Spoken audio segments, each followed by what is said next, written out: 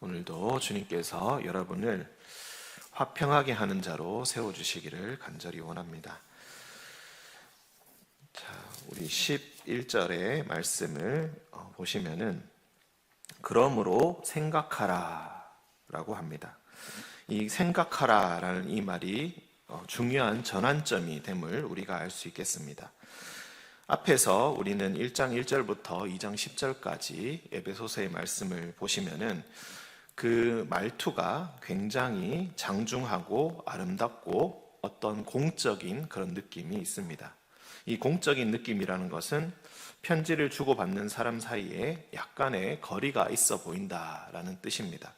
분명히 편지는 서로를 잘 알고 서로의 사정을 환하게 잘 아는 상황에서 조금은 사적인 문제를 사적인 언어로 서로 의논할 수 있는 그런 것이 바로 편지일진데, 에베소서는 그런 것과는 거리가 멀게 처음부터 하나님을 찬양하는 아주 아름다운 찬양의 말로, 그리고 우리가 대표 기도할 때나 쓸 법한 그런 말들로 1장 1절부터 2장 10절까지 하나님의 은혜에 대해서, 그리스도의 놀라운 역사에 대해서 계속해서 이야기를 했습니다. 그리고 이제 이렇게 길게 이야기한 이후에 그러므로 생각하라. 이제부터 본격적으로 문제를 다룰 것이다. 이렇게 이야기를 합니다. 너희는 그때 육체로는 이방인이었다. 그리고 두 번째, 이 표현을 길게 나와 있는데, 손으로 육체에 행한 할례를 받은 무리라 칭하는 자들, 이 사람들이 바로 유대인들입니다. 그러니까 좀 더 줄여서 너희는 이방인이고 유대인들로부터 할례를 받지 않은 무리라 칭함을 받는 자들이다. 이렇게 이야기를 합니다. 우리가 유대인, 이방인 이 문제가 신약 성경에서 특히 바울이 쓰는 편지에서 아주 중요한 문제다라고 계속해서 이야기를 했습니다. 그만큼 이 문제가 유대인과 이방인 사이의 분쟁의 문제가 꽤나 심각한 문제였고, 둘 사이에 화해가 일어나기 참으로 어려웠다라는 뜻이 됩니다. 처음에는 예수님을 믿는 사람 중에 유대인들이 압도적으로 많았습니다. 유대인들은 당연히 구약 성경으로부터 이어져 내려온 율법의 전통을 굉장히 중요시 여겼고, 예수님을 믿는다 할지라도 이 율법을 지키지 않으면 하나님의 백성이 되기 어렵다. 이렇게 계속해서 주장해 왔습니다. 바울의 선교로 인하여서 이방인들이 이제 이 안으로 계속 들어오게 되었습니다. 바울은 전할 때에 율법을 꼭 지킬 필요가 없고 오직 예수 그리스도를 믿는 믿음으로 너희가 하나님의 백성이 될 수 있다라고 이야기를 해왔습니다. 그래서 유대인과 이방인들이 한 교회 안에서 그리스도 예수 안에서 하나가 되었고 함께 하나님의 백성이 되었다라고 했습니다. 하지만 이 한 교회 안에서 지내다 보니까 서로 너무나 달랐기 때문에 분쟁들이 많이 일어나게 되었고, 이 율법을 지키는 문제에 있어서 특히나 갈등이 많이 있었던 것으로 보입니다. 우리가 오늘날의 교회 상황에 비추어서 한번 풀어보도록 하겠습니다. 이 전적으로 가정이고 상상입니다. 어디에 오랜 역사를 가진 어떤 교회가 있다라고 한번 생각을 해보겠습니다. 오랫동안 이 교회를 다닌 사람들이 있습니다. 이 사람들은 자신들이 교회의 주인이라는 생각을 가지고 있습니다. 하지만 시간이 지날수록 기존의 멤버들이 점점 빠져나가고 새로운 사람들로 채워져 가게 되었습니다.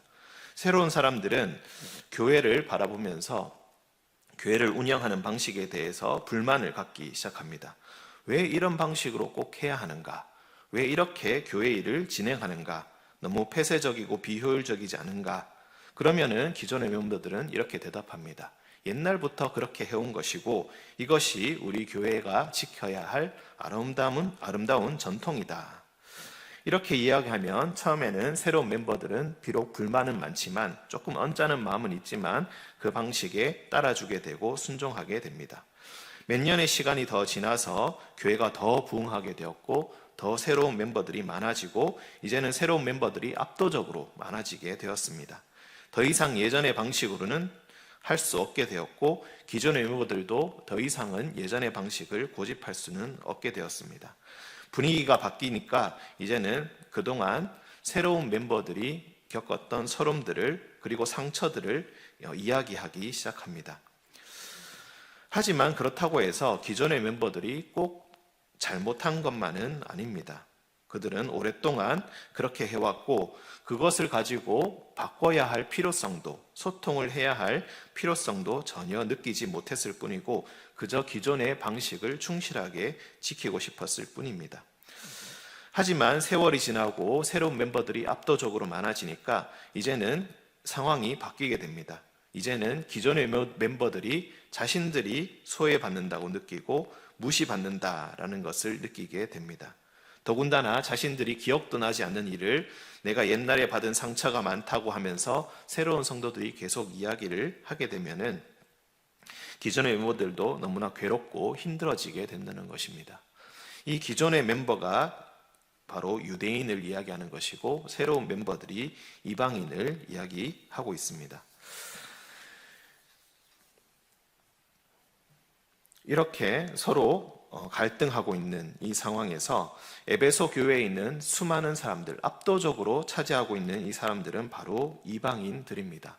그래서 우리는 2장 11절을 보면서 약간은 미묘한 기류를 느낄 수가 있습니다. 손으로 육체에 행한 할례를 받은 무리라 칭하는 자들이라는 말에서 약간의 비꼼, 약간의 경멸 같은 것을 조금은 느낄 수가 있겠습니다. 함부로 무시할 수는 없지만 이렇게 이것을 자랑하는 이들, 이런 것을 자랑하는 이들, 그리고 항상 우리를 할례를 받지 않은 무리라 무시했던 바로 그 사람들, 이렇게 이야기를 하고 있는 것입니다. 그러니 11절에서 그러므로 생각하라, 너희가 받은 그리스도의 은혜가 얼마나 큰지 한번 생각해 보라 라는 이 말에는 바로 너희가 앞으로 이루어야 할 화해에 대해서 이야기하고 있다는 것입니다. 14절에 그는 우리의 화평이시다. 둘로 하나를 만드셨다. 그런데 이 둘을 갈라놓고 있던 그 원수된 것, 중간에 막힌 담을 바로 그리스도 예수 자신의 육체로 헐어버리셨다. 그러니 이제 둘은 하나가 되어야 된다는 것을 계속해서 이야기하고 있습니다. 너무나 화해가 어렵기 때문에, 너무나 서로가 달랐기 때문에, 이해하기가 어려웠기 때문에, 하지만 그럼에도 불구하고 예수께서 이 둘을 한 세 사람으로 지어서 화평하게 하셨기 때문에, 그 명령에 순종해야 하기 때문에 에베소서는 이렇게 길게 그리스도의 은혜에 대해서 이야기하고 있다는 것입니다. 하지만 오늘의 말씀의 결론을 단순히 화해할 수 없는 사이라 할지라도 우리 모두는 사이좋게 지내야 한다라는 말로 매듭짓고 싶지는 않습니다. 말씀을 끝까지 보시면은 이 편지가 결국 압도적으로 많은 이방인들에게 보내는 편지이기 때문에 이방인의 관점에서 어떤 자세를 가져야 할지를 더 자세하게 이야기하고 있습니다. 우리도 결국 따지면은 이방인에 속하게 되지 않겠습니까? 19절을 보시면은 이렇게 이야기합니다. 그러므로 이제부터 너희는 외인도 아니요 나그네도 아니요 오직 성도들과 동일한 시민이요 하나님의 권속이다. 왜 이렇게 이야기를 하고 있을까요? 이방인들은 이것을 진심으로 믿고 있지 못했기 때문에 계속 이것을 강조하고 있다는 것입니다. 너희도 사도들과 선지자들의 터 위에 서 있다, 이렇게 선언하고 있습니다. 왜 이것을 계속해서 이야기합니까? 이것을 제대로 믿고 있지 못하기 때문에 그렇습니다. 오랜 세월 유대인들로부터 계속해서 이야기를 들어왔습니다. 너희는 율법을 지켜야 한다. 율법을 지키지 못하면 하나님의 백성이 되지 못한다. 너희는 아직 자격이 없다. 너희는 제대로 된 성도들이 아니다. 너희는 우리와 같은 시민이 아니다. 너희는 우리와 같은 하나님의 가족이 될 수 없다. 이런 뉘앙스가 담긴 말들을 계속해서 들어오다 보니까 이방인들은 계속 기가 죽고 침울해지고 소망이 없어지고 믿음이 점점 의심으로 변해가더라라는 것입니다. 분명히 그리스도 예수께서 우리를 부르셨고 하나님의 백성으로 삼아주셨다는 그 믿음을 가지고 교회에 들어왔는데 교회의 이상한 분위기 안에서 계속해서 기가 죽게 되는 이런 결론을 가지게 되었다는 것입니다. 그러니 점점 더 나는 아직도 자격이 부족한가 보다. 난 아직도 제대로 된 하나님의 시민이 되지 못하는가 보다. 여전히 나는 이방인이고 외인이고 나그네고 소외받고 무시받는 그런 사람이구나. 이렇게 느끼고 있다는 것입니다. 그러니 19절의 이 말씀은 아직도 제대로 믿음을 가지지 못하고 믿음이 흔들리고 있는 이 사람들에 대한 격려라고 볼 수가 있겠습니다. 이방인들에게 들려주는 바울의 격려입니다. 너희는 결코 외인이 아니다. 나그네도 아니다. 성도들과 동일한 시민이다. 하나님의 권속이다. 사도들과 선지자들의 터 위에 세우심을 받은 자다. 그리고 더 나아가서 이렇게 이야기합니다. 21절에 그의 안에서 건물마다 서로 연결하여 주 안에서 성전이 되어 간다. 이 건물이란 것은 무엇입니까? 우리 각자 한 사람을 이야기하는 것입니다. 서로가 연결되어서 성전이 되어 간다. 그리고 이 성전에 성령 안에서 하나님이 거하실 처소가 되신다라고 하십니다. 이 말씀의 뜻은 너 한 사람이 없다면 우리는 성전이 될 수 없다라는 뜻입니다. 나는 아무것도 아닙니다. 나는 부족한 자입니다. 나는 죄인입니다. 이런 고백들이 겸손의 고백이 아니라 정말로 우리의 믿음을 흔들고 있다면 우리는 다시 한번 생각해 보아야 합니다. 그리스도 예수께서는 우리가 필요하다고, 너가 필요하다고 우리를 부르셨습니다. 너도 동일한 하나님의 권속이라고 부르셨습니다.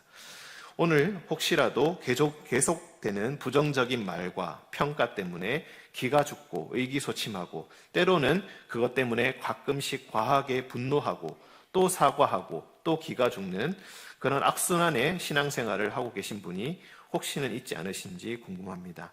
내가 아무리 믿음이 강하다 할지라도 함께 신앙생활하는 사람의 격려와 칭찬이 반드시 필요합니다.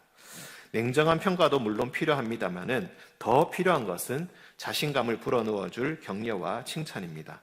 여러분도 받아야 하고 또 마찬가지로 줄 수 있어야 합니다. 정말 자신감이 없고 우울하고 의기소침하다면은 칭찬도 하지 못합니다. 칭찬과 친절은 정말 믿음이 강한 자만이 할 수 있는 행동입니다. 주님께서는 우리 모두가 강해져서 교회가 더욱 튼튼해지기를 원하십니다. 오늘 하루 화평하게 하는 자가 되셔서 함께 신앙생활하는 이들을 격려하고 믿음이 없는 이들을 전도하여 구원을 얻게 하는 귀한 하나님의 아들, 딸 되시기를 주님의 이름으로 간절히 기원합니다. 함께 기도하겠습니다. 그리스도 밖에 있던 우리, 약속의 언약과는 상관없던 외인, 세상에서 소망도 없고 하나님도 없었던 하나님으로부터 먼 데 있는 우리를 부르시어 평안을 전하신 주님, 주님을 만났으니 이제 너희는 외인도 아니요 나그네도 아니고 성도들과 동일한 시민, 하나님의 권속, 사도와 선지자의 터 위에 세우심을 입고 교회의 한 부분이 되었다고 말씀해 주시니 주님 참으로 감사합니다. 이 모든 것이 다 십자가의 공로요 보혈의 결과이니 우리가 무엇으로 다 감사를 표현할 수가 있겠습니까? 하지만 주님, 신앙생활을 하다 보니 어느새 우리의 얼굴은 표독한 유대인의 얼굴이 되어 새로운 이들을 마음대로 심판하고 재단하고 있지는 않은지 너무나 두렵습니다. 개구리가 올챙이적 시절을 기억하지 못한다고 이해하기보다는 왜 너는 이것을 못하느냐고, 왜 이것을 하지 않느냐고 손가락질부터 하고 있지 않은지 너무나 두렵습니다. 우리에게 그런 죄가 있다면 주님, 용서받을 수 있는 기회를, 그리고 되돌릴 수 있는 기회를 얻기를 원합니다. 혹시 우리의 잘못으로 믿음이 약한 이들이 주님 곁을 떠나고자 했다면 주님, 우리의 연약함을 용서해 주시고 다른 이들을 통하여서 다시 교회로 믿음의 길로 돌아올 수 있도록 주님께서 인도하여 주시옵소서. 특히 우리와 가까운 가족들이 그런 상황이라면 모든 것을 예비하시고 선한 길로 인도하시는 주님께서 반전의 계기를 마련해 주심을 굳게 믿게 하여 주시고 곧 다가올 그때를 위하여 말씀과 기도로 충실히 준비하게 하여 주시옵소서. 주님, 어느새 다가온 찬바람에 놀라 떨며 잎을 털어내는 나무처럼 갑작스러운 삶의 위기 앞에 두려움으로 떠는 이들이 있습니다. 이제야 진정 주님만이 나의 소망임을 고백하며 필요 없고 쓸모없는 욕심들을 털어내고자 하는 이들이 있습니다. 길이요 진리요 생명 되신 주님만 붙들고자 하는 이들이 있습니다. 주님의 따뜻한 얼굴빛을 보길 바라며 주님의 따스한 날개 아래 거하고자 애타게 부르짖는 이들이 있습니다. 주님 자비로운 손을 내밀어 그들의 몸과 마음을 어루만져 주시고 악한 것들 모두 내쫓아 주시며 주님 주시는 은혜와 평강을 그의 몸과 영혼 속에 충만히 채워 주시옵소서. 혼자서 경솔하게 나는 늦었다 생각지 않게 하시고 언제나 돌아오는 자를 외면치 않으시는 주님의 얼굴을 뵙게 하여 주시옵소서. 굽어 살피시는 주님의 눈은 마음으로 오는 이들의 눈물도 놓치지 않는 분임을 우리가 믿습니다. 주님 붙잡아 주시옵소서. 주의 옷자락이라도 만지고자 애쓰는 이들의 믿음을 그 믿음에 주여 응답하여 주시옵소서. 주님, 어느새 수능이 한 달도 남지 않았습니다. 수능을 준비하는 청년이 있사오니 주여 기억하여 주사 담대함을 허락하여 주시고 노력했던 세월들 주님을 향한 헌신을 잊지 않으시어 부디 좋은 결과를 얻게 하여 주시옵소서. 해줄 수 있는 것이 여전히 부족하여 눈물 어린 기도를 드리는 부모의 마음을 기억하여 주시옵소서. 또한 수능이 아닌 다른 방법으로 대학을 준비하는 고3 학생들도 있습니다. 주님 가장 좋은 길로 인도하여 주시옵고 결과가 어떻든 주님께서 선한 목자 되심을 믿고 충실한 양으로서 이후의 삶을 살아가는 지혜를 이 기간 동안 얻게 하여 주시옵소서. 메마른 골짜기를 지날 때에 샘이 터져나오게 하여 주시고 이른 비와 같은 복을 주실 주님을 더욱 신뢰하게 하여 주시옵소서. 주를 향한 믿음이라는 일생의 가장 중요한 자산을 주님 이 시간 얻게 하여 주시고 주께 감사함으로 삶의 놀라운 기적을 맛보는 자들 되게 하여 주시옵소서. 하람교회를 아끼고 사랑하시는 주님, 많은 일들이 있었사오나 여전히 우리에겐 오늘이 있을 뿐입니다. 오늘 다시 새롭게 시작하는 마음으로 주님께 예배하며 주님 주신 명령에 순종하게 하여 주시옵소서. 안 좋은 것들 다 버리게 하시고 교회에 날로 감사와 찬양의 소리가 가득 넘치게 하여 주시옵소서. 담임 목사님께 성령의 새 힘을, 기도의 능력을 아낌없이 더하여 주옵시고 성도들을 위해 기도하실 때에 응답받게 하시며 주님 주시는 축복의 가장 큰 통로가 되어 아낌없이 베푸시는 복과 은혜를 주님 성도들에게 마음껏 나누게 하여 주시옵소서. 말씀과 기도로 하루하루 정진할 때에 더욱 큰 그릇 되게 하여 주시고 주의 말씀으로 하람교회와 모든 성도들의 마음을 채우고 울리고 변화시키게 하여 주시옵소서. 주님, 그 크신 하나님의 사랑 말로 다 형용하지 못한다지만 아직 내 믿음의 그릇이 작아 다 느끼지 못할 때가 많이 있습니다. 연약한 우리를 용서해 주시고 더욱 열심히 기도하며 주님께 가까이 나아갈 때에 주여 구하는 자에게 주시는 주님을 이 시간 만나게 하여 주시옵소서. 주님의 사랑을 내가 오늘 만나는 모든 이들이 느낄 수 있게 하여 주시고 화평하게 함으로 하나님의 아들, 하나님의 딸의 칭호를 얻는 영광을 이곳에 있는 모든 이들에게 허락하여 주시옵소서. 나 같은 죄인 살리사 광명을 보게 하여 주신 우리 구주 예수 그리스도의 이름으로 간절히 기도합니다. 아멘.